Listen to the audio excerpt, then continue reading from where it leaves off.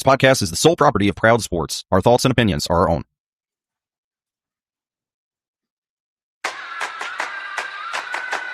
Yeah. They say I walk like a king, talk like a king. You can act around now, say the same thing. They chasing the fame, they all want the name. But they ain't got what's running through these veins. Say I walk like a king, talk like a king. You can act around now, say the same thing. They chasing the fame, they all want the name. But they ain't got what's running through these veins. Make way for the king. It's a Proud Panthers podcast. Surprise episode, we'll say. Normally just Monday, Fridays throughout the season. You're home for everything High Point University basketball, but now it's tournament time, baby. And I gotta do all that I can to stay locked in. And speaking of, we've got a guest joining us here on the Proud Panthers podcast today. Locked on Badgers, Wisconsin. Ryan Haring going to be with us shortly to answer everything that you and I may want to know about the Wisconsin Badgers. I've shared already that, sadly, my schedule's been so busy. It's hard for me. I haven't seen Wisconsin really play a whole lot of ball this year. So I'm eager to get up with Ryan. He'll have answers to a lot of my questions to give us a view from the other side. That coming up for you right after this. High Point University, the premier life skills university, is ranked the #1 best-run college in America by the Princeton Review. Employers value HPU's real-world preparation. Students love unprecedented access to global leaders on High Point's inspiring campus. And parents appreciate HPU's God, family, and country values. Choose to be extraordinary at High Point University.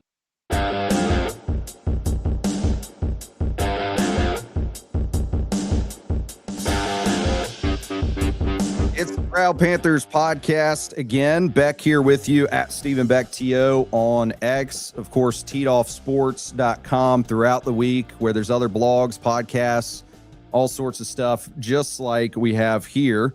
But as I said, leading into an NCAA tournament game where our High Point University Panthers, 12 seed, take on Wisconsin. Both of these teams having to travel a ways across country to play in Portland on Thursday. And fortunate to now have Ryan Haring, who is from Locked On Badgers, Wisconsin. Ryan, thanks for joining us here, man. Man, stoked to do it. Anytime we can get together and talk hoops with March Madness involved, let's go.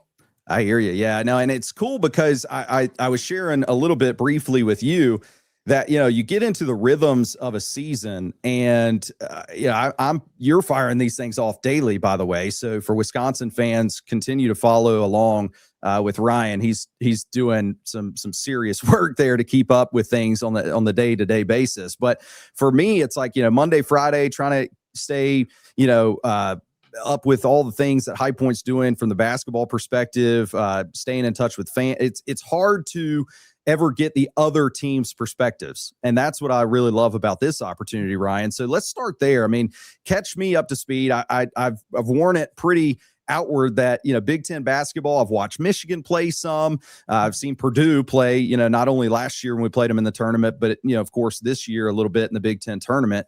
Where's Wisconsin at in all of this? Yeah, that's a really good question. And it's interesting you brought up, obviously, Michigan, Purdue, two of the marquee programs in the Big Ten this year. Both schools Wisconsin beat. So where Wisconsin is kind of in the mix of this is they've been a really tough out for the better programs this year. They beat Illinois twice, beat Purdue once, beat Michigan, have a win against Michigan State, several of those on the road. It's been a really good year for Wisconsin. Finished 14-6 in the Big Ten, a really good Big Ten. They finished just outside that top four. It's been a really good offensive team. If you look back at the Badgers over the course of the year, if you're a longtime college basketball fan, you might remember some of Wisconsin scoring in the 40s and winning games under Bo Ryan and Dick Bennett. That's not this version of Wisconsin anymore. This version of Wisconsin is a much more modern styled offensive team. They want to shoot threes. They want to run. They want to create space, shoot early in shot clocks. Everybody can shoot the ball on the team. There's been some defensive issues, but offensively, this is a very dangerous and unique team that is going to be going out to Portland to see what they can do. So that's kind of funny. You mentioned a little bit of that. I'm not a huge numbers guy. I don't know about yourself, Ryan, but like I know enough High Point fans that do a good job of following KenPom and metrics and a lot of these different things. And now what you'll get is hard for me to even describe it exactly. You'll get these graphs, the good old T graphs where it, plots everybody in the NCAA tournament on it. And I think one of the High Point followers that we have pointed out that it's like Wisconsin was right almost on top of High Point in whatever, I think it was offensive metrics that they were plotting. So do you feel like these two teams are similar that way? Because I almost felt like there would be a little bit of contrast in styles. No, I think I saw that same graph. And yeah, I think stylistically, these teams are very similar in what they want to do. You want to find efficient shots. What are efficient shots? It's 3-pointers, it's at the rim, and it's free throws. It's a very modern style of basketball. I think fans of High Point are going to see, not perfectly, but a bit of a mirror image of themselves offensively with what both teams want to do. It could be a track meet. You could be 180, 185 points scored in this game. And I don't think that would surprise anybody. I think maybe the one difference that you're going to see a little bit of Wisconsin is a little bigger. You and I have talked about that before. So they will hit rim running fives a little bit. They will look for some high lows between their two bigs. They like to run the 5 down and then hit them with a high low from the 4 at the top of the key. So you will see some of that action that maybe is a little different than what High Point wants to do. But no, I think it's a great point. Stylistically, these two teams want to score, they want to shoot threes, and they want to hunt early efficient shots. Ryan Haring from Locked On Badgers, Wisconsin, hanging out with us here on the Proud Panthers podcast. I should mention for High Point fans that follow us here, you have to go hop over to the Locked On Badgers, Wisconsin podcast that Ryan hosts, because yours truly spent some time over there giving the High Point perspective as well. So I think it's really cool for both of our followers to kind of hear the other team's story a little bit. Before we get too far away from it, I feel like the most recent play, it's interesting actually from both standpoints. Let me back up. I think it's good to see what has transpired over the course of a full season, but also it's like, what's happened in the most recent of late. So for a guy like myself in the Big Ten tournament, by the time I started watching, like I said, it was that championship game. You got Michigan, you got Purdue. What happened with Wisconsin there for their story? Yeah, it's a really good point you brought up. The Wisconsin really is a bit of a tale of two seasons. So a lot of new pieces on this team, not unique to the Badgers. It's kind of the portal era. There's a lot of roster flux, and it took a while for this team to come together, to gel. Down the back half of this season, the Badgers really started playing their best ball. That's when they got that second win against Illinois, that win against Purdue. They went to, the Purdue win was a road game on Purdue's senior night. Braden Smith, some Fletcher Lawyer, some really big-time Purdue legends, and Wisconsin went in there on their home court and won. Then they went into the Big Ten tournament. Took Michigan down to the wire. Michigan won when a last-second three-point shot. This team has played really well down the stretch. Early in the year, lack of non-conference wins. Nebraska blew them out. Purdue handled them early. BYU blew them out. But down the stretch of the season, this Badgers team has really played its best ball. They've come together, and it's given a lot of Badger fans optimism that this team could be primed for a bit of a run. So it's a really good point by you. I think the season matters a lot. Yeah, that doesn't make me feel very good, Ryan. I won't lie to you. Good for Wisconsin fans, I guess. Not so much for High Point right now. Or play the other side of the fence. They hit their peak too early. I don't know. You never know. Help me with one thing. This is a complete aside, but I'm just curious. Illinois is a team, real quick, from your perspective, are they really that good? Like I'm kind of like, in my bracket, I'm like, what do I do with these guys? Interesting team. Tremendously tall and versatile. I think they have the tallest lineup in college basketball. Multiple guys that can pass or shoot. Wagler, their point guard, is tremendous. I mean, range from 30, will just pull up.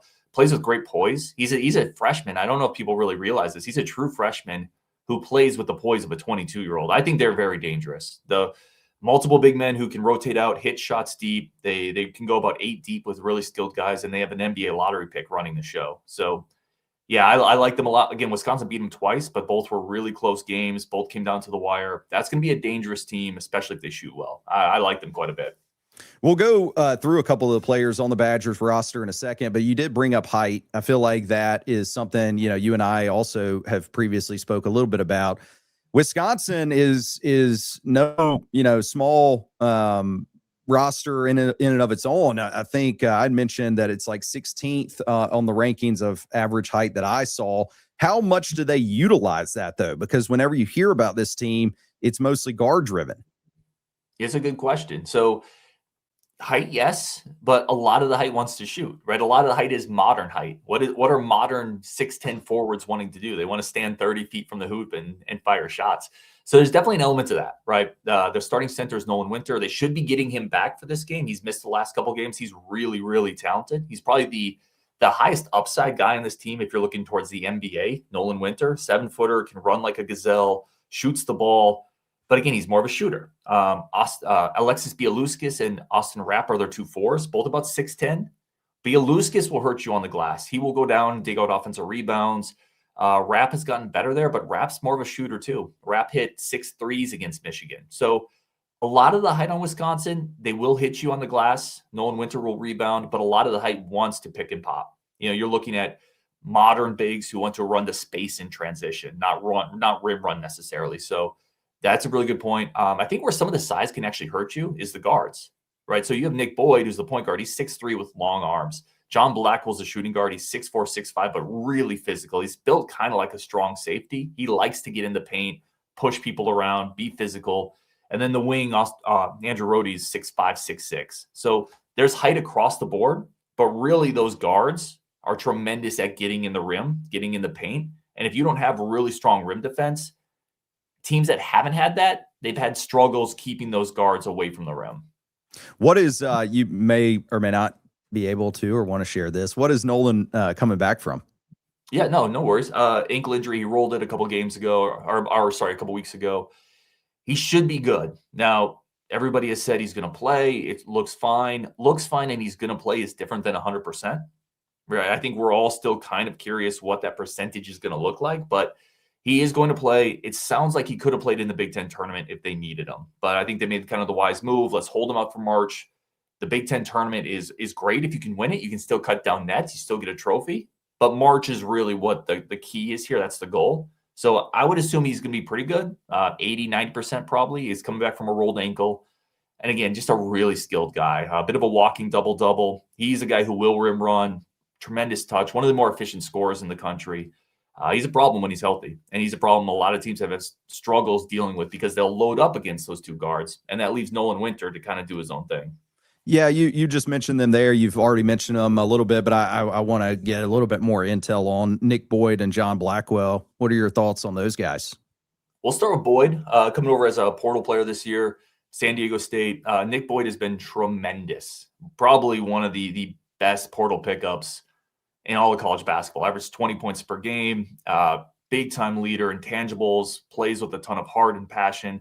Really interesting player. He's been to a Final Four already with earlier in his career before he transferred. So he's got that experience. Only a left hand.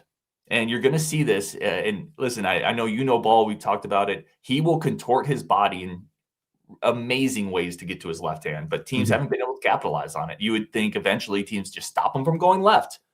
He's too quick. He's just too dynamic. He's been tremendous. Really the engine of the team. And then you have John Blackwell, who's been here 3 years.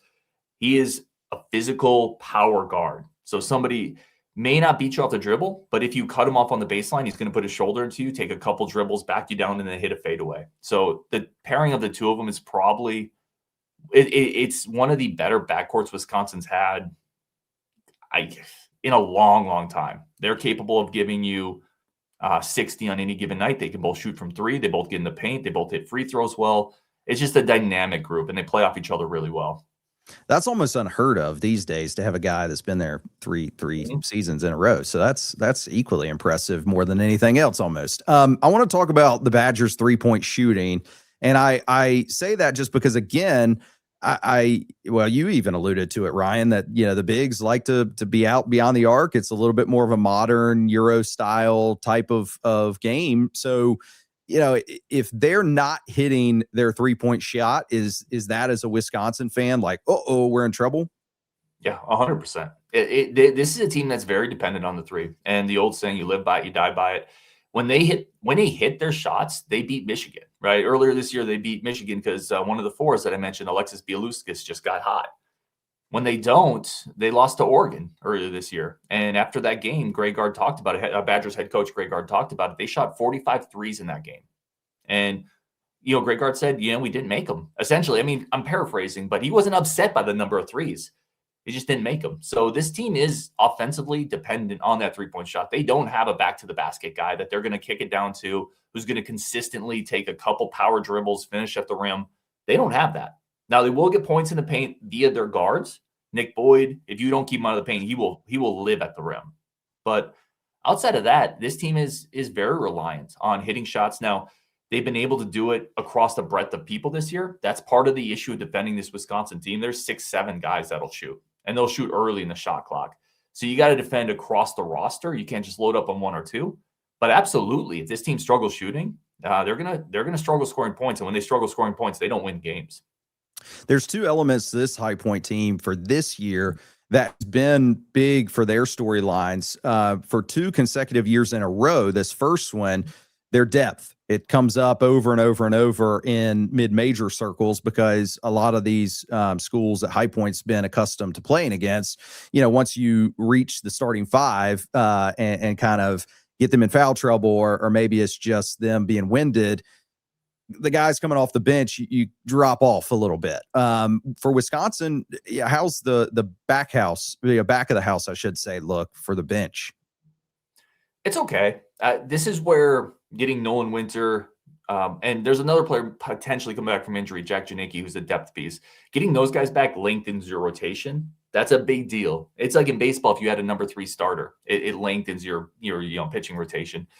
If Winter's back and Janicki's back, the depth is fine for March. They'll go 8 deep. When Winter's been out, they've been struggling a little bit, but with Winter back in, depth will be fine. The guy to really track coming off the bench is Braden Carrington. Braden Carrington is coming this year, another portal player. Senior guys, played at Minnesota and Tulsa prior to this year.